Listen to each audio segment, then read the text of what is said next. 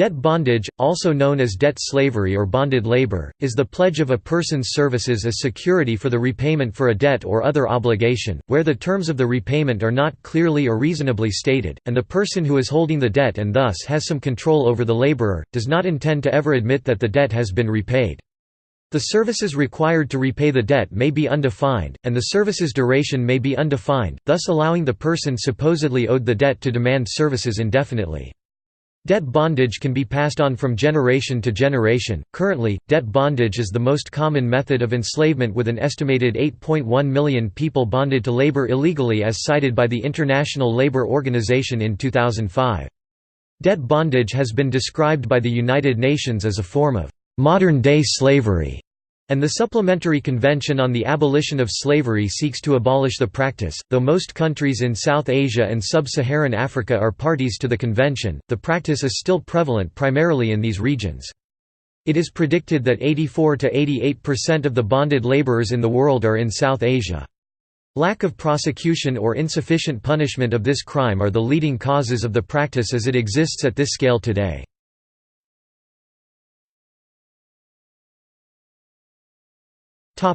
Overview.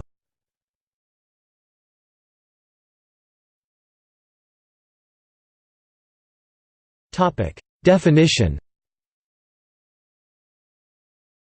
Though the Forced Labor Convention of 1930 by the International Labour Organization, which included 187 parties, sought to bring organized attention to eradicating slavery through forms of forced labor, formal opposition to debt bondage in particular came at the Supplementary Convention on the Abolition of Slavery in 1956. The convention in 1956 defined debt bondage under Article 1, Section A. Debt bondage, that is to say, the status or condition arising from a pledge by a debtor of his personal services or of those of a person under his control as security for a debt if the value of those services is reasonably assessed is not applied towards the liquidation of the debt, or the length and nature of those services are not respectively limited and defined. When a pledge to provide services to pay off debt is made by an individual, the employer often illegally inflates interest rates at an unreasonable amount, making it impossible for the individual to leave bonded labor. When the bonded laborer dies, debts are often passed on to children.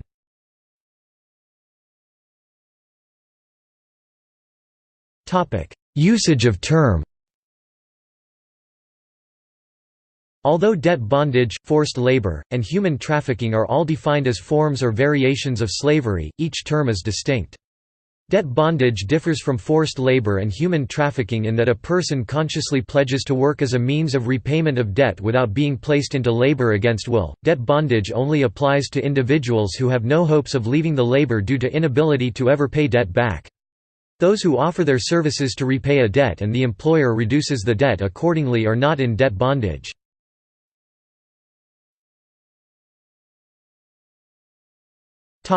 History.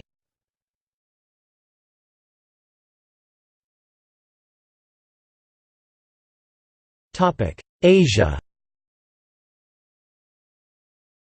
In the 19th century, people in Asia were bonded to labor due to a variety of reasons, ranging from farmers mortgaging harvests to drug addicts in need for opium in China.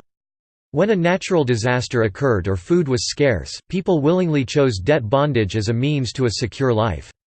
In the early 20th century in Asia, most laborers tied to debt bondage had been born into it. In certain regions, such as in Burma, debt bondage was far more common than slavery. Many went into bondage to pay off interest on a loan or to pay taxes, and as they worked, often on farms, lodging, meals, and clothing fees were added to the existing debt, causing overall debt and interest to increase. These continued added loan values made leaving servitude unattainable. Moreover, after the development of the international economy, more workers were needed for the pre-industrial economies of Asia during the 19th century. A greater demand for labor was needed in Asia to power exports to growing industrial countries like the United States and Germany. Cultivation of cash crops like coffee, cocoa, and sugar and exploitation of minerals like gold and tin led farm owners to search for individuals in need of loans for the sake of keeping laborers permanently. In particular, the Indian indenture system was based on debt bondage, by which an estimated 2 million Indians were transported to various colonies of European powers to provide labor for plantations. It started from the end of slavery in 1833 and continued until 1920.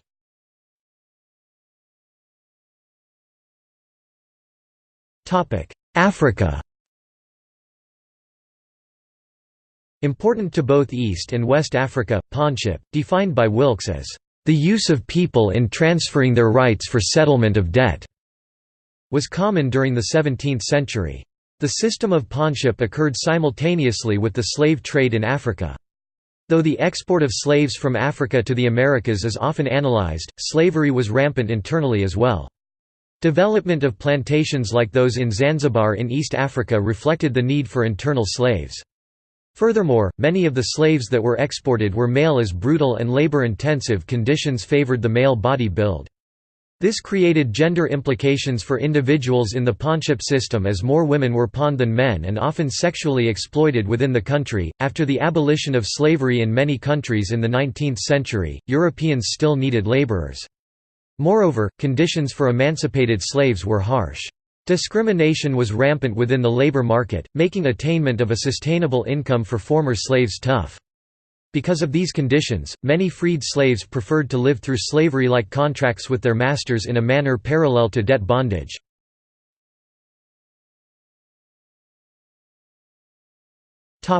Europe.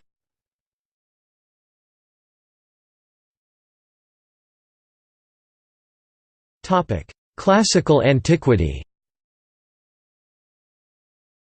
Debt bondage was quite normal in classical antiquity. The poor or those who had fallen irredeemably in debt might place themselves into bondage voluntarily, or more precisely, might be compelled by circumstances to choose debt bondage as a way to anticipate and avoid worse terms that their creditors might impose on them.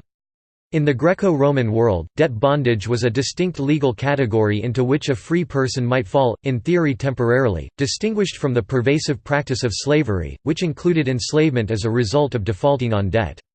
Many forms of debt bondage existed in both ancient Greece and ancient Rome.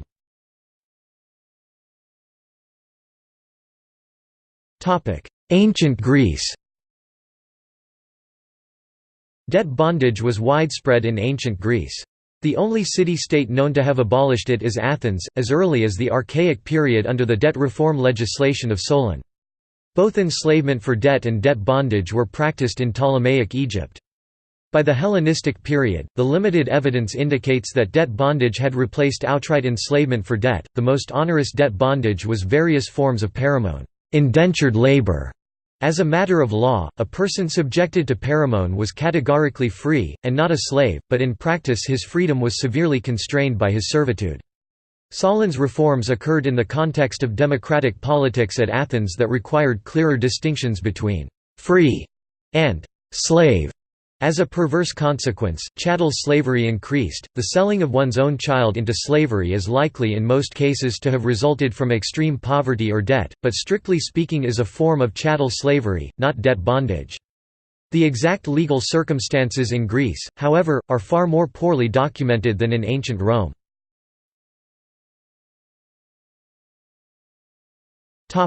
Ancient Rome. Nexum was a debt bondage contract in the early Roman Republic. Within the Roman legal system, it was a form of mancipatio. Though the terms of the contract would vary, essentially a free man pledged himself as a bond slave nexus as surety for a loan. He might also hand over his son as collateral. Although the bondsman might be subjected to humiliation and abuse, as a legal citizen he was supposed to be exempt from corporal punishment. Nexum was abolished by the Lex Poetalia Pauperia in 326 BC, in part to prevent abuses to the physical integrity of citizens who had fallen into debt bondage.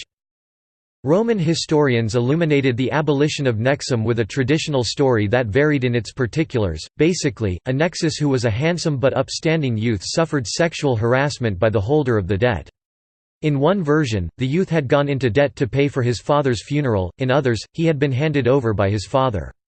In all versions, he is presented as a model of virtue. Historical or not, the cautionary tale highlighted the incongruities of subjecting one free citizen to another's use, and the legal response was aimed at establishing the citizen's right to liberty libertas, as distinguished from the slave or social outcast. Cicero considered the abolition of nexum primarily a political maneuver to appease the common people plebs. The law was passed during the conflict of the orders, when plebeians were struggling to establish their rights in relation to the hereditary privileges of the patricians. Although nexum was abolished as a way to secure a loan, debt bondage might still result after a debtor defaulted.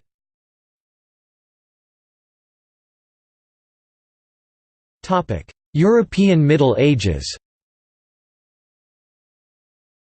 While serfdom under feudalism was the predominant political and economic system in Europe in the High Middle Ages, persisting in the Austrian Empire till 1848 and the Russian Empire until 1861, details, debt bondage and slavery provided other forms of unfree labor.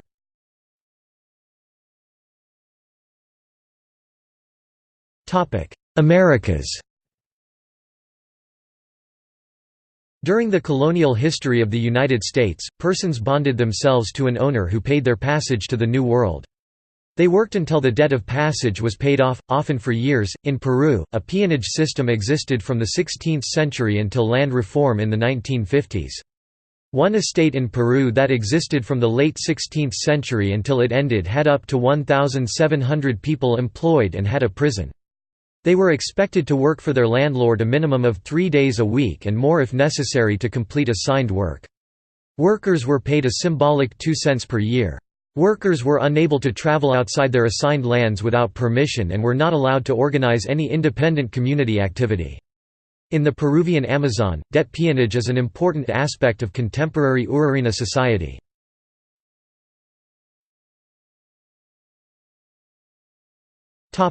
Modern practice. Though the figures differ from those of the International Labour Organization, researcher Siddharth Kara has calculated the number of slaves in the world by type, and determined that at the end of 2011 there were 18 to 20.5 million bonded labourers. Bonded labourers work in industries today that produce goods including but not limited to frozen shrimp, bricks, tea, coffee, diamonds, marble, and apparel.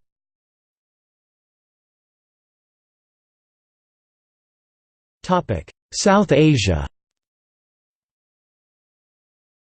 Although India, Pakistan, and Bangladesh all have laws prohibiting debt bondage, it is estimated by Kara that 84 to 88% of the bonded labourers in the world are in South Asia.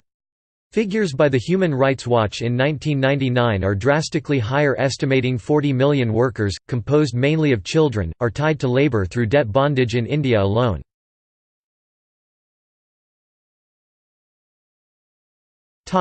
Brick kilns. Research by Kara estimates there to be between 55,000 and 65,000 brick kilns in South Asia, with 70% of them in India. Other research estimates 6,000 kilns in Pakistan alone. Total revenue from brick kilns in South Asia is estimated by Kara to be $13.30 to $15.2 billion. Many of the brick kiln workers are migrants and travel between brick kiln locations every few months. Kiln workers often live in extreme poverty, and many began work at kilns through repayment of a starting loan averaging $150 to $200. Kiln owners offer laborers friendly loans to avoid being criminalized in breaking bonded labor laws. Bonded brick kiln laborers, including children, work in harsh and unsafe conditions as the heat from the kiln may cause heat stroke and a number of other medical conditions.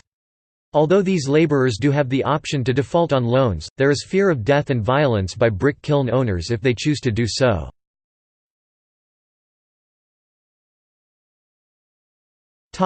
Rice harvesting. An essential grain to the South Asian diet, rice is harvested throughout India and Nepal in particular.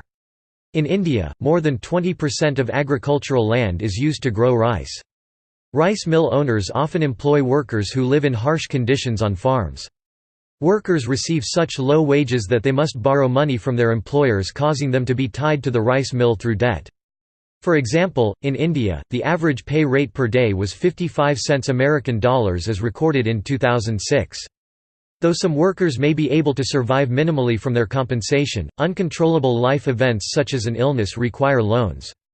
Families, including children, work day and night to prepare the rice for export by boiling it, drying it in the sun, and sifting through it for purification. Furthermore, families who live on rice mill production sites are often excluded from access to hospitals and schools.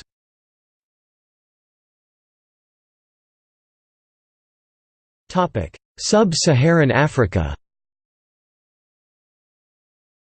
Though there are not reliable estimates of bonded laborers in sub-Saharan Africa to date from credible sources, the Global Slavery Index estimates the total number of those enslaved in this region as 6.25 million. In countries like Ghana, it is estimated that 85% of people enslaved are tied to labor. Additionally, this region includes Mauritania, the country with the highest proportion of slavery in the world, as an estimated 20% of its population is enslaved through methods like debt bondage.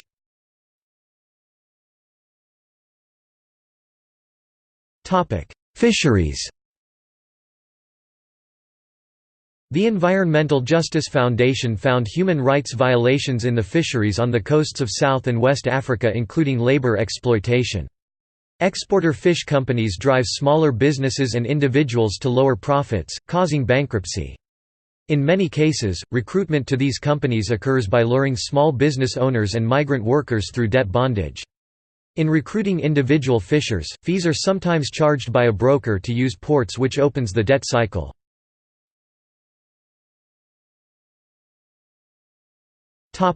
Domestic labor.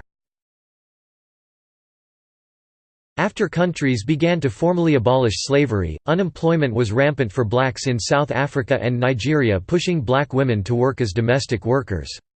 Currently, estimates from the International Labour Organization state that between 800,000 and 1.1 million domestic workers are in South Africa.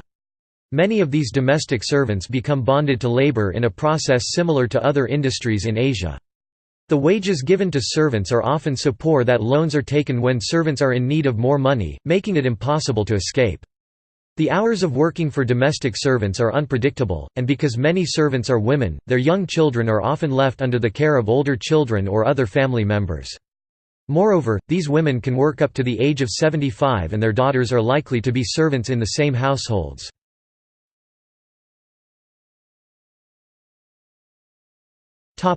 Prostitution. A 1994 report of Burmese prostitutes in Thailand reports compulsory indebtedness is common for girls in forced prostitution, especially those transported across the border. They are forced to work off their debt, often with 100% interest, and to pay for their room, food and other items. In addition to debt bondage, the women and girls face a wide range of abuses, including illegal confinement, forced labor, rape, physical abuse, and more.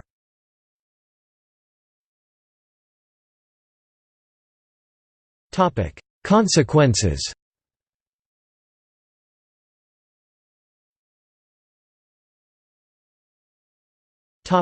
Revenue. The International Labour Organization (ILO) estimates that $51.2 billion is made annually in the exploitation of workers through debt bondage. Though the employers actively take part in accruing the debt of laborers, buyers of products and services in the country of manufacturing and abroad also contribute to the profitability of this practice.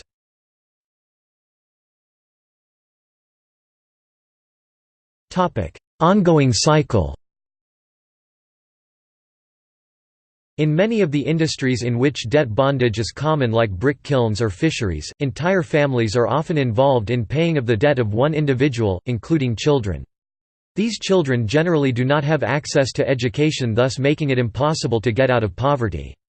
Moreover, if a relative who still is in debt dies, the bondage is passed on to another family member, usually the children.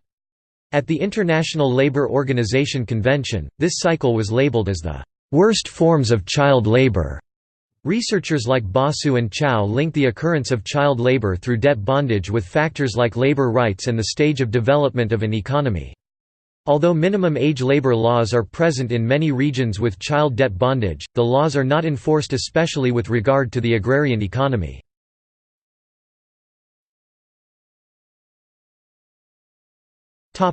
Policy initiatives.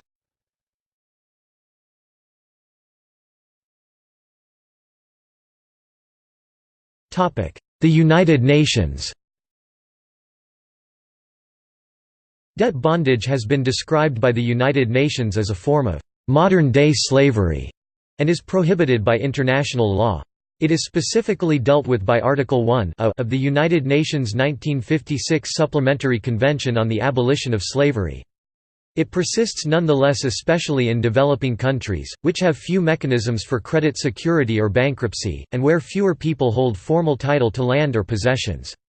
According to some economists, like Hernando de Soto, this is a major barrier to development in these countries.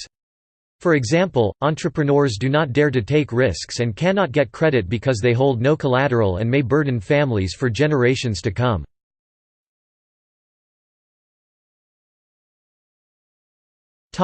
South Asia. India was the first country to pass legislation directly prohibiting debt bondage through the Bonded Labour System Abolition Act, 1976. Less than 2 decades later, Pakistan also passed a similar act in 1992 and Nepal passed the Kamaya Labour Prohibition Act in 2002. Despite the fact that these laws are in place, debt bondage in South Asia is still widespread. In India, the rise of Dalit activism, government legislation starting as early as 1949, as well as ongoing work by NGOs and government offices to enforce labor laws and rehabilitate those in debt, appears to have contributed to the reduction of bonded labor there. However, according to research papers presented by the International Labour Organization, there are still many obstacles to the eradication of bonded labor in India.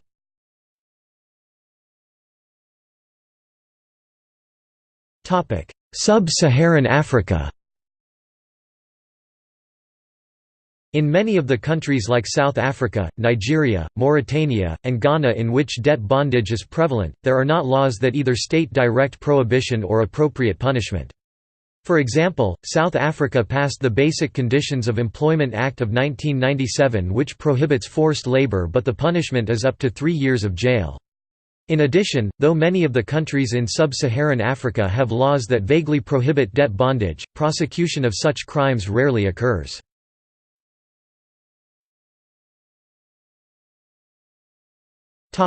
See also: Debtors' prison, human trafficking, indentured servitude, involuntary servitude, peon, worst forms of child labor convention, forced labor, child labor, trafficking of children, forced prostitution, serfdom, usury. Contemporary, modern-day slavery, Chukri system, Bonded Labour Liberation Front, India, the state of bonded labour in Pakistan, Sayeeda Ghulam Fatima, debt bondage in India, Restovec, Haiti, Siddharth Kara, author, United Nations 1956 Supplementary Convention on the Abolition of Slavery.